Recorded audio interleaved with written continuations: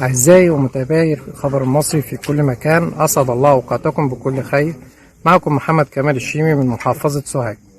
معانا ومعاكم النهاردة النجم الكبير اللي مكسر الدنيا في محافظة سوهاج والعالم العربي، واللي قدر يحجز له مكانة في قلوب الناس رغم إنه قليل الكلام والحدود اللي بنيها حوالين نفسه كتير. إلا النهاردة حواديته مش بتخلص. معاكم الفنان القدير فتوح أحمد. أهلا بيك يا فنان. اهلا بيك يا استاذ محمد. الأول حضرتك من محافظة سوهاج. مظبوط. كلمنا عن الأب والأم في حياتك.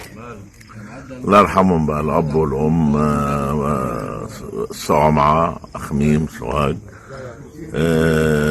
واخواتي احنا اسره يعني 11، عشان احنا مؤمنين بتنظيم النسل، فكان ابويا وامي يعني ما خلفوش كتير، كفايه 11 يعني. الله يرحم اللي ماتوا واللي عايشين دلوقتي 5، فربنا يديهم الصحة يا رب.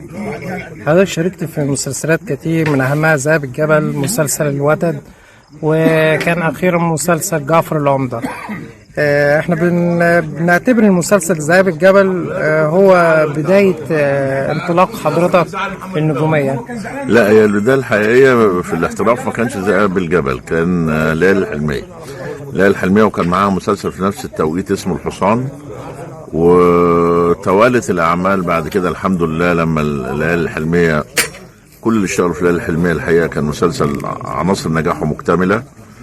النجوم اللي كانوا في الحلمية وبدأ نجمهم يخفت لمعوا بريق عن نجمهم عالي تاني.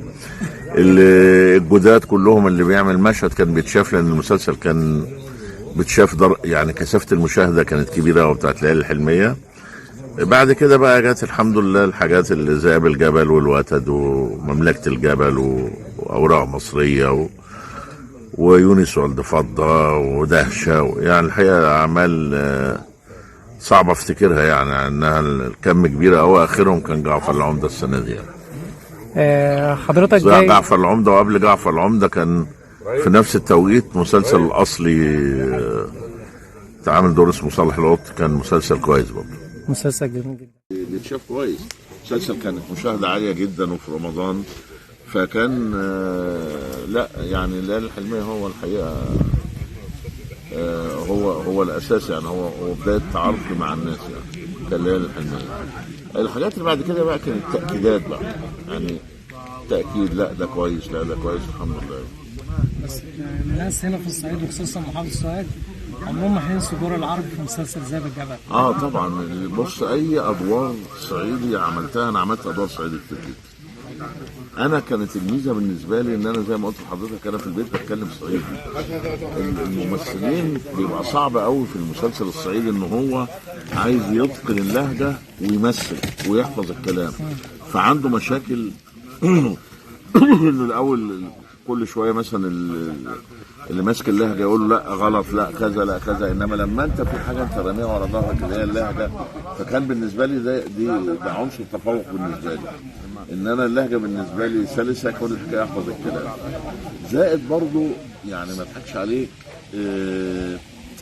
المساله مش تمثيل بس، لا دي جينات، يعني جينات الارض دي. يعني انا مش ضد مثلا ان اي حد المفروض ممثل يعمل اي حاجه، انما لما تجيب ممثل من الصعيد ويعمل دور صعيدي صدقني بتبقى المسائل في حاجات ديتيلز كده، حاجات خفيفه قوي ما يعملهاش غير اللي واخد من الارض دي، اللي واخد من طينه الارض دي. فمسلسلات الصعيدي بتبقى بالنسبه لي يعني مريح، يعني بالنسبه لي بتبقى حلوه قوي. تمام. حضرتك انت جيت محافظة سوهاج ان هو عشان خاطر كان في صلح، وحضرتك جاي في عمل خير لاهل بلدك.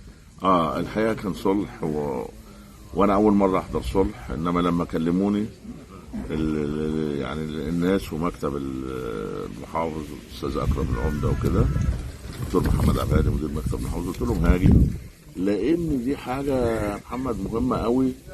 وتملي انا اقول احنا يعني اولا الصعايده دول ناس طيبين جدا جدا، دمهم خفيف جدا. هي بتبقى المسائل في حاجات كده اللي هم ممنوع الاقتراب واللمس عند الصعايده، والشيطان لما بيتدخل الدنيا لو ما فيش عقلاء في العائلات ناس كبيره ممكن الدنيا تبهوأ وممكن تبقى بالخطأ يعني غصب عنهم يعني. فكان وانا اتمنى اقول احنا بنتفق في حاجات كتير قوي والخلافات في حاجات بسيطه، يعني مثلا يعني ما نتكلم على الاديان مثلا، ما انت عندك الاديان السماويه اللي نازله من عند ربنا دي سواء التوراه او الانجيل او القران، لو جيت تبحرت فيهم هتلاقيهم الاتفاقات فوق ال 95% متفقين على كلام من عند ربنا. احنا بنسيب الاتفاقات كلها ونيجي نتكلم في الاختلافات. ما هو الاختلافات كل دين نزل في زمن وفي وقت، ففي اختلافات وفي النهايه لكم دينكم ولي دين. يعني انت حضرتك زائد ما اجي مثلا انا اتكلم، يعني انا اتمنى اقول انا ولا لقاء عملته الا لما بقول ان انا من سوهاج مركز اخميم الصوام عشاء. لما تيجي تتكلم احنا كل اللي قاعدين دلوقتي هتلاقي احنا هنقول احنا اولا عرب صح؟ مصريين صح؟ صعايده من سوهاج مركز اخميم الصوام عشاء. السبعه دي بقى هي سبب المشكله اللي انا ما بحبش اتكلم فيها، اللي هي ايه بقى؟ ان انا من عيله فلان. انا عمري ما قلت انا من عيله فلان، حتى ساعات قرايبي بيقول لي انت ليه ما بتقولش انك من، قلت لا لان هنا في عنصريه. انا مش، انا ابن البلد، ابن الصوامعه، ابن كل العائلات، مش ابن عيله واحده يعني، وانا حابب ده.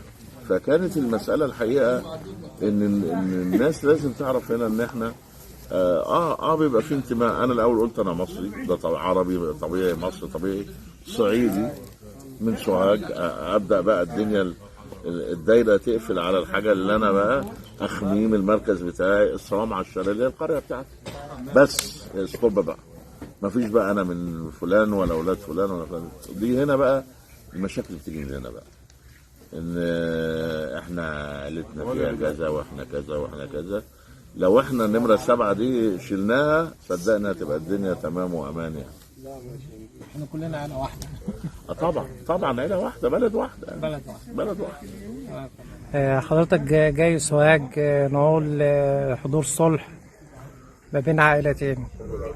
حضرتك جاي في طبعا دي رساله حضرتك بتوجهها لجمهور حضرتك المشاركه في اعمال الخير دايما. طبعا اولا ده مش منا على بلدي، ده دول اهل بلدي والعيلتين قرايبي. فاما تبقى حاجه زي ده، انا اول مره اشترك في حاجه زي دي تبقى واجب على ان انا اعمله يعني. فانا لما جات لي الدعوه الحقيقه من اهلي هنا ومن مكتب معالي المحافظ والاستاذ اكرم العمده والدكتور محمد عبد الهادي مدير مكتب المحافظ يعني، قلت لهم انا عندي خبر وجاي ولبيت الدعوه يعني على طول يعني. نورتنا في سوهاج. ربنا يخليك يا محمد. حضرتك حابب توجه كلمه لجريده خبر مصري؟ عايز اقول لهم بالتوفيق وربنا يوفقكم وان شاء الله اللي جاي احسن ليكم ولمصر كلها باذن الله. ان شاء الله ان شاء الله. شكرا يا فنان. شكرا.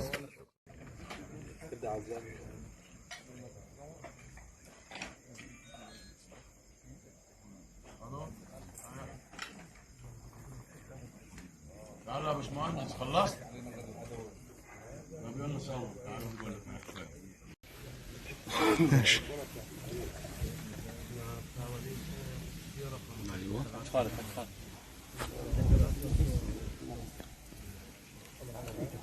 ورا